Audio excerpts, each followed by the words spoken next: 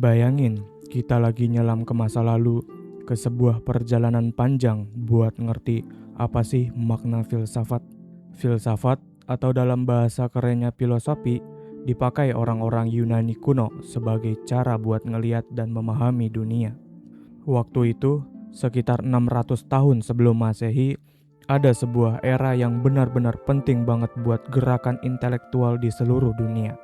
Bedanya, para pemikir Yunani berani coba misahin antara philos dan mitos, antara penjelasan ilmiah dengan dongeng atau cerita mitos. Mereka belum kenal istilah sains kayak kita sekarang, tapi cara berpikirnya udah analitis, sistematis, logis, dan rasional. Nah, kenapa sih kita perlu belajar sejarah filsafat? Tujuannya sederhana tapi dalam. Pertama, biar kita paham gimana manusia dari masa ke masa bisa dapetin pengetahuan. Kedua, biar kita ngerti bahwa ide-ide filosofis itu sebenarnya jalan menuju berkembangnya ilmu pengetahuan. Dan yang terakhir, lewat sejarah itu kita bisa lihat perjalanan panjang pengetahuan sampai ke titik ini. Sampai kita bisa hidup di dunia modern seperti sekarang. Pengetahuan di masa pra-Yunani kuno, sekitar tahun 1100 sampai akhir 700 sebelum Masehi.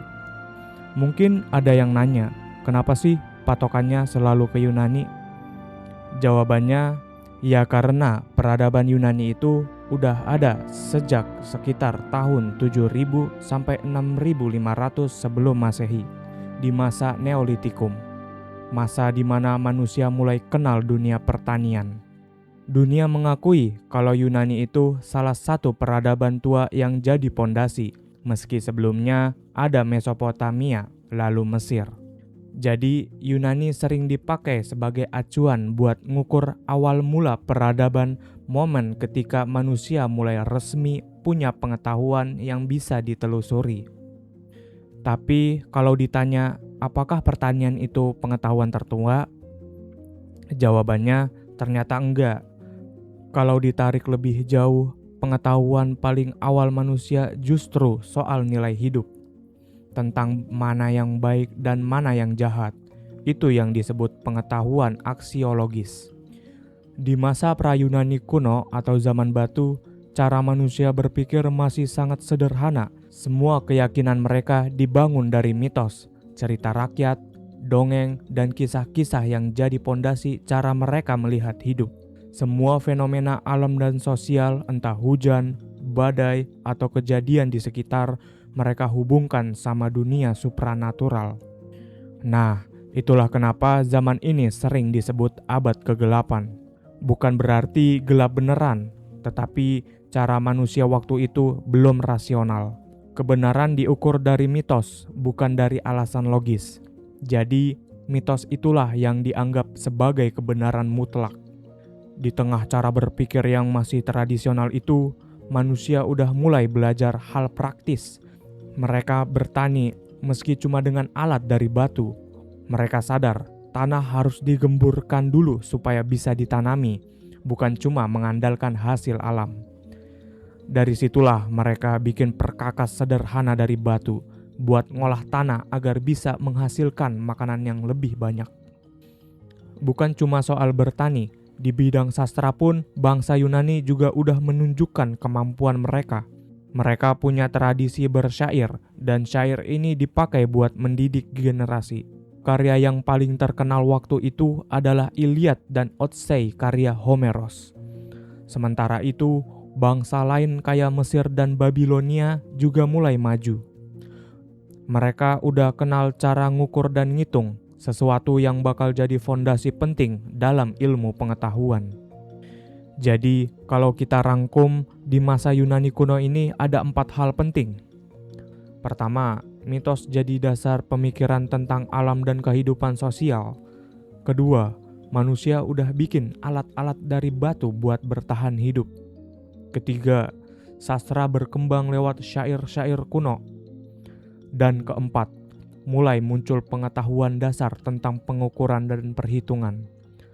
4 hal inilah yang nantinya jadi pondasi buat perkembangan ilmu pengetahuan ke depannya. Pengetahuan di masa Yunani kuno, sekitar tahun 800 sampai tahun 500 sebelum Masehi.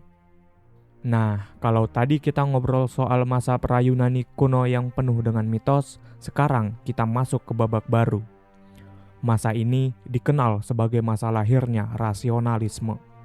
Intinya, orang-orang mulai percaya bahwa keputusan, pendapat, dan tindakan manusia sebaiknya didasarkan pada logika dan pengetahuan, bukan lagi sekadar keyakinan agama atau reaksi emosional.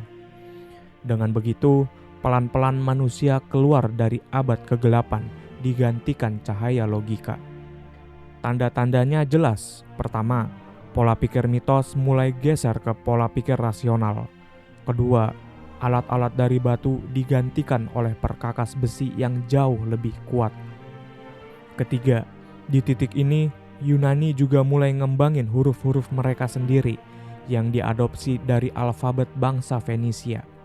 Ketika masa pra-Yunani kuno, bahasa mereka masih belum jelas, dikenal sebagai Proto-Helenik atau Proto-Yunani. Nah, bangsa Helenik inilah yang dianggap sebagai generasi terakhir dari ras-ras di Yunani. Nah, karena pola pikir manusia di masa ini mulai rasional, banyak bermunculan para pemikir hebat. Mereka pengen lebih memahami hal-hal yang diketahui, sekaligus mencoba meraba yang belum diketahui. Perkembangan makin kelihatan jelas dengan munculnya pemikiran rasionalis yang berani lepas dari jerat mitos. Dari sinilah lahir nama-nama filsuf yang sampai sekarang masih kita kenal. Para filsuf ini biasanya dibagi jadi dua generasi, pra-Sokrates dan masa Sokrates. Di zaman pra-Sokrates muncul tokoh-tokoh keren kayak Thales, Pythagoras, Anaximander, Demokritus, Parmenides, sampai Heraklitus. Lalu di masa Sokrates tentu ada Sokrates sendiri, lalu ada muridnya Plato, dan kemudian Aristoteles. Nah, di zaman pra-Sokrates fokus pemikiran lebih banyak ke arah kosmologi, mikirin soal asal-usul alam semesta, perkembangan jagat raya, dunia fisik, dunia material yang bisa disentuh, demi nemuin kebenaran tentang bagaimana sebenarnya alam ini bekerja. Karena mereka ngebahas alam dan fenomena yang kelihatan langsung, mereka pun sering disebut filsuf alam. Dari hasil pemikiran mereka, manusia jadi dapat banyak pengetahuan baru. Misalnya, gimana caranya ngukur ukuran bumi, prinsip kerja katrol dan pengungkit, penjelasan tentang organ-organ tubuh manusia, bagaimana penyakit bisa menyebar. Filsuf di masa ini ada banyak banget, tapi kita bakal bahas beberapa yang paling menonjol aja, biar kita bisa ngikutin alur perjalanan pikiran manusia dari yang awalnya mitos sampai akhirnya rasional dan logis. Thales, sekitar tahun 624 sampai 546 tahun sebelum Masehi. Kalau ada gelar buat ilmuwan pertama di dunia, maka Thales yang berhak menyandangnya. Dia dikenal sebagai penggagas kosmologi alias ilmu yang membicarakan asal-usul alam semesta. Menurut Thales, segalanya bermula dari air. Menurut dia, air itu asas pertama, zat dasar dari semua hal. Semua yang ada di dunia ini muncul dari air, hidup berkat air, dan pada akhirnya kembali jadi air. Tapi nggak cuma itu, Thales juga nemuin prinsip-prinsip dasar tentang bentuk, ukuran, posisi relatif suatu objek, dan sifat ruang. Hal-hal yang sekarang kita kenal sebagai geometri alias ilmu tentang pengukuran. Jadi, kalau sekarang kita bisa ngukur sudut atau luas, ada jejak Thales di situ. Bayangin aja, pemikiran kayak gitu udah muncul ribuan tahun lalu, pas orang lain masih banyak yang ngandelin mitos buat jelasin alam. Thales juga ninggalin kalimat-kalimat bijak yang masih relevan banget sampai sekarang. Misalnya, kenalilah dirimu sendiri, karena tantangan terbesar dalam hidup ini adalah mengenal diri sendiri. Orang yang benar-benar bahagia itu adalah orang yang sehat tubuhnya, kaya jiwanya, dan punya sifat yang mau belajar. Masa lalu itu udah pasti, tapi masa depanlah yang masih misteri dan masih banyak lagi. Kalau dipikir-pikir, kata-kata ini sederhana tapi dalam banget. Kayak reminder kecil buat kita bahwa ilmu gak cuma soal alam semesta, tapi juga tentang diri kita sendiri. Anaximander sekitar tahun 610 sampai tahun 546 sebelum Masehi. Setelah Thales, muncul seorang pemikir bernama Anaximander. Dia ini orang pertama yang menemukan prinsip dasar tentang waktu dan bikin alat untuk ngelacaknya lewat sebuah alat yang ia sebut gnomon. Alat sederhana yang bisa melacak bayangan matahari untuk menghitung waktu. Hebatnya lagi, dia juga bikin peta terkenal di masanya. Dia bilang kalau matahari itu semacam massa yang sangat besar, benda padat besar yang posisinya bisa diukur jaraknya dari bumi. Lebih jauh lagi, dia punya ide berani. Benda-benda langit itu bisa berubah-ubah posisinya di jarak yang berbeda. Dari dia pula lahir teori Apeiron, ide bahwa alam semesta itu nggak terbatas dan ada sesuatu yang jadi dasar utama bagi semua yang ada. Hari ini kalau kita kenal alat bernama kronometer buat ngukur waktu, itu semua terinspirasi dari pikiran Anaximander. Beberapa pemikirannya yang terkenal. Pertama, air atau unsur tunggal lain gak bisa jadi prinsip utama semesta. Karena setiap unsur selalu punya keterbatasan. Misalnya, air hanya bisa basah, gak bisa kering. Jadi, air mustahil jadi zat utama semesta. Kedua, gak ada satu unsur tunggal pun yang cukup kuat untuk menjelaskan semua fenomena yang bertentangan yang terjadi di alam. Ketiga, hujan menurutnya terjadi karena kelembaban yang ditarik naik dari bumi oleh panas matahari lalu turun lagi ke tanah. Dengan begitu, Anaximander bukan hanya melihat alam dengan pandangan mitos, tapi sudah mulai mencoba menjelaskannya dengan pengamatan rasional. Anaximenes sekitar tahun 585 sampai tahun 525 sebelum Masehi. Anaximenes punya cara unik buat ngejelasin asal-usul bumi dan benda-benda langit di sekitarnya. Kalau Thales percaya semuanya berasal dari air, Anaximenes punya pandangan beda. Buat dia, udara adalah sumber dari segala sesuatu. Ia meyakini bahwa udara yang mengalami proses menjadi padat dan menjadi lebih pekat akan berubah menjadi air, lalu menjadi tanah atau batu. Sementara itu, udara yang menghalus atau menjadi lebih encer akan berubah menjadi angin dan kemudian menjadi api. Maka dari situlah segala sesuatu bisa tercipta tanpa harus ada sesuatu lain yang menciptakannya. Beberapa pemikiran menarik dari Anaximenes, misalnya, ia menggambarkan bumi sebagai cakram luas mengambang di udara yang melingkar. Matahari dan bintang-bintang terbentuk dari proses pemadatan dan penghalusan yang sama. Ia menjelaskan guntur dan kilat sebagai angin yang pecah dari dalam awan. Pelangi muncul karena sinar matahari jatuh ke awan. Hujan es tercipta karena air hujan yang membeku. Buat Anaximenes, jiwa manusia pun terbuat dari udara atau nafas. Nafas inilah yang menahan dan menyatukan kita, sama seperti udara yang menyelimuti dan menjaga seluruh dunia. Pythagoras sekitar tahun 570 sampai tahun 490 sebelum Masehi. Nah, kalau nama Pythagoras pasti sudah nggak asing. Dia dikenal sebagai astronom sekaligus matematikawan yang menemukan teori segitiga siku-siku yang akhirnya populer dengan nama Teorema Pythagoras. Memang prinsip-prinsip teori itu udah ada sebelum dia, tapi Pythagoraslah yang pertama kali menjelaskan secara rapi, sederhana, dan sistematis di kalangan bangsa Yunani. Selain soal matematika, Pythagoras juga punya banyak gagasan filosofis, di antaranya bilangan atau angka adalah kunci untuk menjelaskan sesuatu. Teman adalah teman seperjalanan yang harus saling mendukung di jalan menuju hidup yang lebih bahagia. Diam itu lebih berharga daripada kata-kata kosong yang gak punya makna. Di balik awan dan bayangannya ada bintang yang bercahaya, dan di atas segalanya hal yang paling penting adalah hormati dirimu sendiri. Dua kata paling tua sekaligus paling pendek, iya dan tidak, adalah kata-kata yang paling butuh perenungan sebelum diucapkan. Lebih baik kuat di jiwa daripada cuma kuat secara fisik. Kepedulian seharusnya bikin kita bergerak, bukan malah terjebak dalam kesedihan. Orang yang benar-benar bebas adalah orang yang bisa mengendalikan dirinya sendiri. Pythagoras ngingetin kita bahwa hidup bukan cuma soal logika angka, tapi juga tentang bagaimana kita mengendalikan diri, menghargai diri, dan merawat jiwa.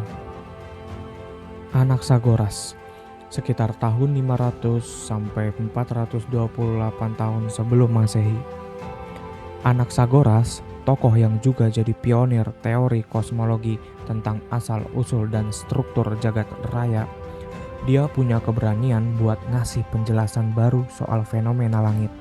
Misalnya, dia adalah orang yang pertama kali bisa menjelaskan kenapa terjadi gerhana. Menurutnya, gerhana bisa dijelaskan karena dia melihat bahwa bulan punya lembah, gunung, dan dataran. Artinya, bulan bukan cuma cahaya biasa, tapi benda padat. Dari situ dia menyimpulkan kalau gerhana bisa terjadi karena pergerakan benda langit saling menutupi.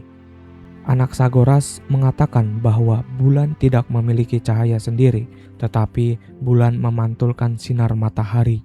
Matahari sebenarnya adalah massa logam merah panas.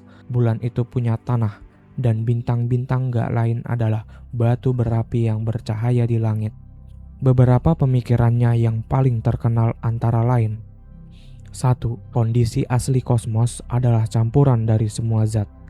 Walaupun campurannya nggak pernah benar-benar seragam, ada zat tertentu yang lebih dominan di satu tempat dibanding tempat lain.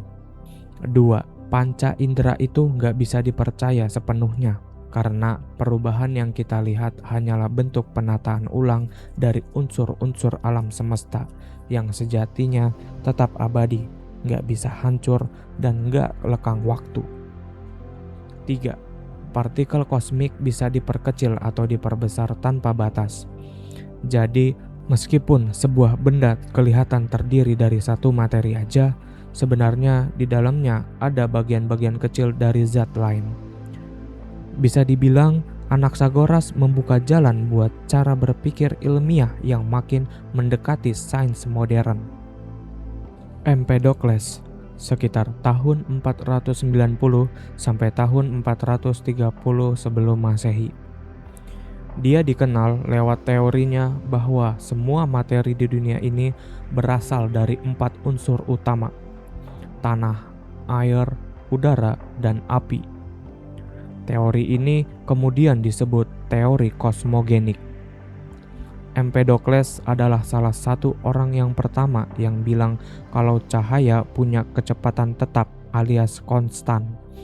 Dan dari sinilah di masa modern manusia bisa menghitung kecepatan cahaya. 299.792.458 meter per detik. Bahkan satuan meter yang sekarang jadi standar internasional sejak tahun 1983 punya dasar dari konsep itu.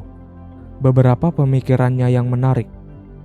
1. Sesuatu yang sudah ada nggak bisa berubah jadi sesuatu yang tidak ada. Dan sebaliknya, yang tidak ada nggak bisa tiba-tiba jadi ada.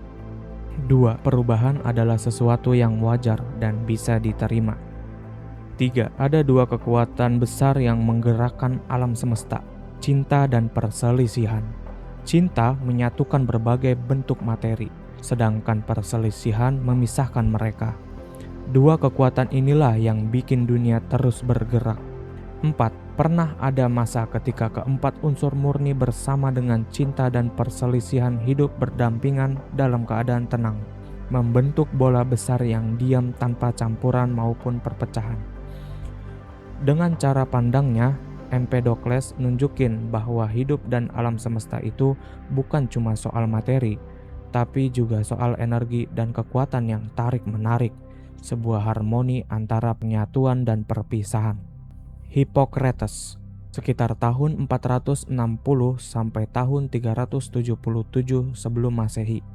Sekarang kita kenalan sama seorang tokoh penting di dunia kesehatan. Nama dia adalah Hippocrates. Hippocrates dikenal sebagai bapak kedokteran. Dia filsuf yang benar-benar terjun sebagai praktisi kesehatan.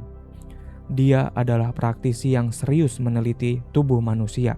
Lewat pengamatannya, menurut Hippocrates penyakit itu bukan kutukan dewa atau hal mistis, tapi ada alasan ilmiah di baliknya. Dia menekankan pentingnya observasi.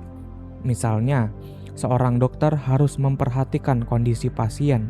Saat demam sedang tinggi-tingginya, dia membuat diagnosis lalu memberi perawatan sederhana, seperti menjaga pola makan, menjaga kebersihan, dan cukup tidur. Lewat pemikirannya, manusia mulai ngerti apa penyebab penyakit dan gimana proses penyembuhan bisa terjadi. Intinya, dia meletakkan pondasi buat ilmu kedokteran modern. Beberapa kata-kata bijaknya yang masih relevan sampai hari ini antara lain: 1. Jadikan makanan sebagai obatmu dan obatmu sebagai makananmu. 2. Hidup itu singkat, tapi seni itu panjang. 3. Di mana ada cinta terhadap ilmu pengobatan, di situ juga ada cinta terhadap kemanusiaan. 4. Kekuatan alam di dalam diri kita adalah penyembuh penyakit yang sejati, dan berjalan adalah obat terbaik untuk manusia. 5. Kesembuhan itu soal waktu, tapi kadang juga soal kesempatan. 6. Lebih penting memahami orang yang sakit daripada hanya tahu penyakit apa yang dia derita. 7. Ada dua hal, yaitu sains dan opini. Sains melahirkan pengetahuan, opini melahirkan ketidaktahuan. 8. Biasakan dua hal dalam hidup: membantu orang lain atau setidaknya jangan sampai menyakiti. Hippocrates ngajarin bahwa kesehatan itu bukan cuma urusan obat, tapi soal gaya hidup, kasih sayang, kemanusiaan, dan menghormati tubuh kita sendiri. Demokritus, sekitar tahun 460 sampai tahun 370 sebelum Masehi. Kalau Hippocrates meletakkan dasar kedokteran, Demokritus adalah orang yang pertama kali meletakkan dasar teori atom. Dia percaya kalau semua benda di alam semesta tersusun atas partikel kecil yang disebut atom. Atom tidak bisa dihancurkan. Atom-atom dipisahkan oleh ruang hampa atau kekosongan, yang memungkinkan atom-atom tidak diam, melainkan terus-menerus bergerak dalam ruang hampa. Perubahan materi atau pembentukan benda terjadi karena atom-atom dengan berbagai bentuk tersebut bertabrakan, memantul, atau bergabung satu sama lain. Dia pernah bilang, tidak ada yang benar-benar eksis kecuali atom dan ruang kosong, sisanya hanyalah opini. Selain teori atomnya, Demokritus juga ninggalin banyak pemikiran filosofis yang dalam banget dan relevan sampai sekarang, seperti kebahagiaan tidak datang dari harta atau emas, melainkan dari jiwa yang tenang. Orang miskin bisa merasa kaya kalau ia punya sedikit keinginan. Semua yang ada di alam semesta adalah hasil dari peluang dan kebutuhan. Jangan percaya semua orang, percayalah hanya pada mereka yang layak dipercaya. Kalau kita buang kendali dan ngejar kesenangan berlebihan, itu bisa jadi sumber rasa sakit terbesar. Dosa akan lebih mudah diingat orang dibandingkan kebaikan kita. Membesarkan anak-anak adalah hal penuh ketidakpastian. Kesuksesan hanya datang setelah perjuangan, kekhawatiran, dan kerja keras. Aku lebih memilih menemukan satu fakta ilmiah daripada menjadi raja Persia, hanya bercerita tentang legenda atau mitos. Demokritus menutup masa Prasokrates dengan warisan pemikiran yang luar biasa. Dari dialah kita mengenal gagasan bahwa realitas pada dasarnya terdiri dari sesuatu yang sangat kecil, tak terlihat, tapi nyata. Di masa pra-Sokrates, para pemikir mencoba memahami dunia dengan cara meneliti alam semesta. Mereka menatap langit, bumi, air, api, udara, bintang, dan seluruh fenomena alam untuk mencari tahu apa sebenarnya jagat raya ini dan bagaimana kehidupan berlangsung di dalamnya. Prinsip dasarnya sederhana. Manusia belajar dari alam, lalu perlahan mencoba merumuskan kebenaran tentang hidup dan kehidupan. Namun, setelah masa itu berlalu, fokus manusia mulai bergeser, memasuki era pasca Sokrates. Manusia tidak lagi hanya menatap alam sebagai sumber pertanyaan, melainkan menempatkan dirinya sendiri sebagai objek utama untuk dipahami. Bagaimana manusia berpikir, berbuat, dan mencari kebenaran. Pada masa ini, tokoh-tokoh besar seperti Sokrates, Plato, dan Aristoteles muncul dan mengubah arah filsafat. Protagoras, sekitar tahun 490 sampai tahun 420 sebelum Masehi, Protagoras pernah mengungkapkan kalimatnya yang terkenal, "Manusia adalah ukuran dari segala sesuatu."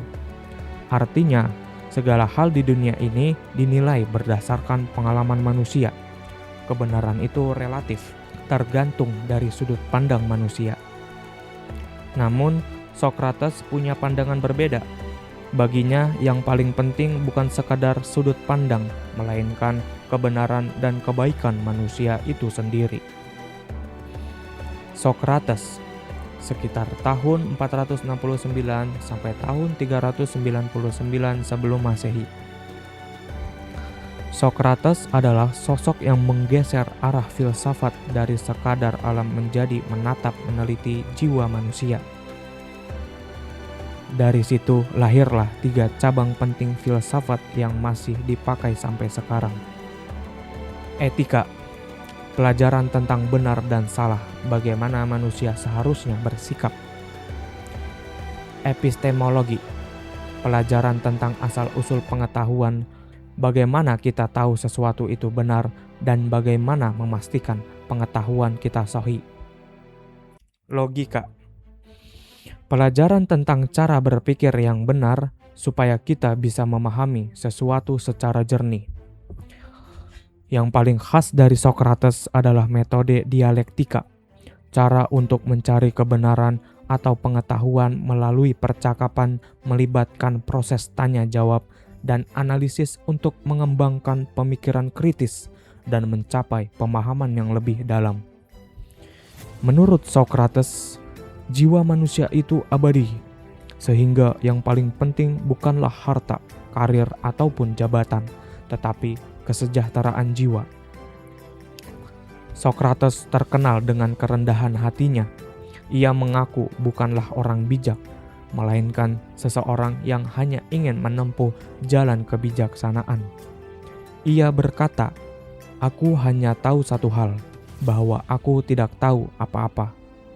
Pernyataan ini melahirkan sebuah aliran yang dikenal sebagai skeptisisme, sebuah sikap berhati-hati dalam mengklaim kebenaran dan jangan gampang menganggap sesuatu sebagai kebenaran mutlak. Sokrates percaya siapapun bisa jadi filsuf, bukan cuma mereka yang pintar atau berpendidikan tinggi. Malah menurut dia, setiap orang punya kewajiban buat berani nanya hal-hal filosofis biar makin dekat sama kebenaran. Darinya lahirlah salah satu kalimat yang paling terkenal dalam sejarah filsafat. Kehidupan yang tidak teruji tidak layak untuk dijalani. Sebuah pengingat bahwa manusia yang berhenti bertanya, berhenti refleksi, dan berhenti mencari makna sebenarnya sedang berhenti hidup. Plato, sekitar tahun 428 sampai tahun 348 sebelum Masehi, sang arsitek dunia ide. Setelah Sokrates, muncul muridnya yang paling terkenal, Plato. Plato meneruskan metode dialektika gurunya. Di tangannya, metode dialektika Sokrates dipoles jadi lebih rapi. Plato nyusun filsafat yang merangkum etika tentang benar dan salah, filsafat politik tentang negara dan keadilan, epistemologi asal-usul pengetahuan, metafisika hakikat realitas, psikologi moral hubungan jiwa dengan kebajikan. Dalam mengajar, ia tidak sekadar memaksa murid-muridnya untuk mengikuti pendapatnya secara buta. Sebaliknya, ia mendorong mereka untuk berpikir mandiri, berani menguji, dan menemukan jawaban sendiri atas pertanyaan-pertanyaan yang kompleks.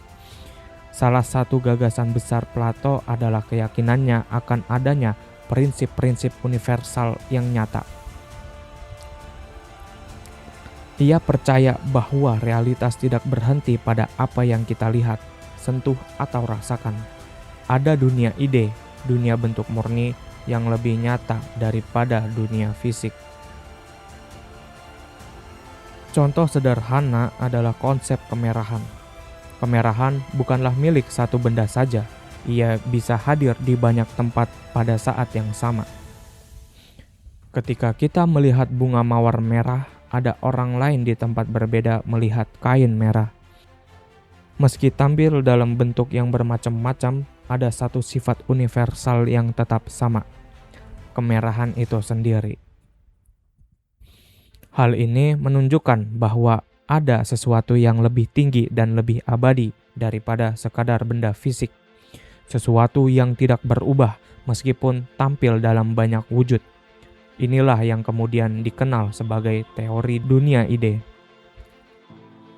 Menurut Plato, dunia yang kita lihat sehari-hari hanyalah bayangan dari dunia sejati yang lebih tinggi, yaitu dunia ide. Di sanalah terdapat kebenaran yang murni, misalnya keadilan, kebaikan, keindahan. Benda-benda di dunia fisik hanya meniru atau merefleksikan ide-ide tersebut. Bayangkan begini, kamu melihat sebuah kursi di rumahmu. Kursi itu bisa patah, bisa rusak, bisa dibakar habis, tapi ide tentang kursi tetap ada. Bahkan sebelum kursi itu dibuat, kursi sudah ada sebagai konsep di benak manusia. Itulah yang dimaksud Plato. Bentuk-bentuk murni seperti keadilan, kebaikan, keberanian, atau bahkan kemerahan adalah sesuatu yang abadi, tidak lahir dan tidak mati. Filsafat politik, negara ideal.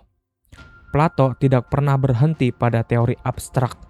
Ia juga memikirkan bagaimana filsafat bisa mengubah masyarakat. Dalam bukunya Republik, ia menggambarkan bentuk negara ideal. Menurut Plato, sebuah negara harus dipimpin oleh raja filsuf, pemimpin yang tidak hanya berkuasa, tapi juga bijaksana. Baginya, keadilan dalam negara hanya akan lahir jika setiap orang menjalankan peran sesuai dengan keahliannya. Petani bertani, tentara menjaga, pengrajin berkarya, dan pemimpin memimpin dengan kebijaksanaan. Plato percaya bahwa masyarakat tidak bisa makmur hanya dengan harta atau kekuatan, tetapi dengan pengetahuan dan kebijaksanaan. Karena itu, pemimpin sejati bukanlah yang mengejar kekuasaan, melainkan yang rela memimpin karena memiliki pengetahuan tentang kebaikan. Psikologi moral, jiwa yang terbagi 3. Plato juga bicara tentang manusia secara lebih dalam. Ia membagi jiwa manusia ke dalam 3 bagian. 1. Logos, akal atau budi, bagian yang mencari kebenaran dan kebijaksanaan. 2. Timos, semangat, bagian yang melahirkan keberanian, ambisi, dan kehormatan. 3. Eros, nafsu atau keinginan, bagian yang mengejar kesenangan dan kebutuhan jasmani. Menurut Plato, jiwa manusia yang seimbang adalah jiwa yang memberi tempat pada akal sebagai pengendali. semangat sebagai penggerak, dan nafsu sebagai pelengkap. Sama halnya dengan negara. Ketika tiap bagian menjalankan fungsinya dengan baik, lahirlah keadilan. Plato membuka jalan besar. Filsafat bukan hanya soal berpikir di menara gading, tapi tentang bagaimana manusia bisa hidup baik, membangun negara adil, dan menemukan kebenaran sejati di balik semua yang terlihat. Aristoteles, sekitar tahun 384 sampai 322 tahun sebelum Masehi. Penjelajah sebab dan logika kehidupan. Aristoteles sering disebut sebagai salah satu filsuf paling berpengaruh dalam sejarah Yunani kuno. Ia berusaha menjelaskan dari mana pengetahuan manusia lahir dan mengapa setiap peristiwa bisa terjadi. Menurutnya, segala sesuatu yang ada di dunia tidak muncul begitu saja, melainkan selalu dapat dijelaskan lewat 4 macam sebab. Pertama, sebab material, yaitu bahan dasar dari mana sesuatu terbentuk. Misalnya, meja terbuat dari kayu, maka kayu adalah sebab material dari meja. Kedua, sebab formal. Bentuk atau pola yang memberi susunan pada bahan. Kayu bisa menjadi meja karena dibentuk mengikuti desain tertentu. Desain itulah sebab formalnya. Ketiga, sebab efisien. Pihak atau proses yang membuat sesuatu menjadi ada. Meja ada karena ada tukang kayu yang membuatnya. Dialah sebab efisien. Keempat, sebab final. Tujuan akhir dari keberadaan sesuatu. Meja dibuat agar kita bisa melakukan berbagai aktivitas dengan lebih mudah dan nyaman. Dengan kerangka ini, Aristoteles mengajarkan bahwa untuk benar-benar memahami suatu benda atau peristiwa, kita harus menelusuri dari apa ia dibuat, bagaimana ia dibentuk, siapa yang membuatnya, dan untuk apa ia ada. Aristoteles juga memperdalam gagasan gurunya, Plato dan Socrates, tentang dialektika. Ia menyebutnya dengan istilah logika. Baginya, logika adalah seni bertukar argumen dan kontra-argumen untuk menemukan sebuah sintesis atau resolusi. Logika ini dikembangkan sebagai metode penalaran universal, sebagai cara agar manusia bisa mempelajari segala sesuatu yang perlu diketahui tentang realitas. Aristoteles mendefinisikan logika sebagai penalaran yang baru dan perlu. Disebut baru karena dengannya kita dapat menemukan pengetahuan yang sebelumnya tidak kita ketahui. Disebut perlu karena jika penalarannya tepat, maka kesimpulannya tidak mungkin dihindari atau ditolak. Dalam hal etika, Aristoteles memiliki pandangan yang sangat praktis. Baginya, etika bukanlah teori yang hanya bisa dipahami lewat penalaran, tetapi sebuah ilmu yang harus dijalani melalui tindakan nyata dalam kehidupan sehari-hari. Ia juga menegaskan bahwa moralitas bukanlah sesuatu yang bisa diukur secara kaku atau sederhana, karena manusia tidak pernah hidup dalam ruang kosong. Kita senantiasa berada dalam lingkungan moral yang memengaruhi pilihan-pilihan kita. Menurut Aristoteles, manusia memiliki fungsi yang unik, yaitu aktivitas jiwa. Aktivitas jiwa yang tertinggi adalah ketika manusia menjalani hidup yang baik, bahagia, dan penuh sukacita. Namun, kebahagiaan ini tidak datang dari mengejar berlebihan atau tenggelam dalam kekurangan, melainkan melalui jalan tengah. Prinsip ini ia sebut sebagai the golden mean atau nilai emas, yaitu keseimbangan antara dua ekstrim. Sebagai contoh, keberanian adalah kebajikan yang berada di antara dua sifat buruk, yakni ketakutan yang berlebihan dan keberanian yang nekat tanpa akal sehat. Dengan cara serupa, manusia diajak untuk hidup selaras, menghindari berlebih-lebihan maupun kekurangan. Pada akhirnya, Aristoteles menasihatkan bahwa Etika sejati bukan soal membandingkan kelebihan dan kekurangan diri dengan orang lain, tetapi bagaimana setiap orang menemukan keseimbangan batin, menjalani fungsinya dengan tepat, dan meraih kebahagiaan yang otentik. Dengan begitu, Aristoteles tidak hanya memberikan dasar logika untuk berpikir benar, tetapi juga menunjukkan arah bagaimana hidup dengan seimbang, penuh arti, dan bermuara pada kebahagiaan. Perjalanan menelusuri pemikiran para filsuf pra-Sokrates hingga Sokrates menunjukkan bahwa ilmu pengetahuan tidak muncul secara tiba-tiba. Ia tumbuh dari keberanian manusia untuk bertanya, meragukan, dan mencari penjelasan di balik segala sesuatu. Para filsuf pra-Sokrates membuka jalan dengan mencoba menjelaskan alam dan keberadaan melalui akal, bukan mitos.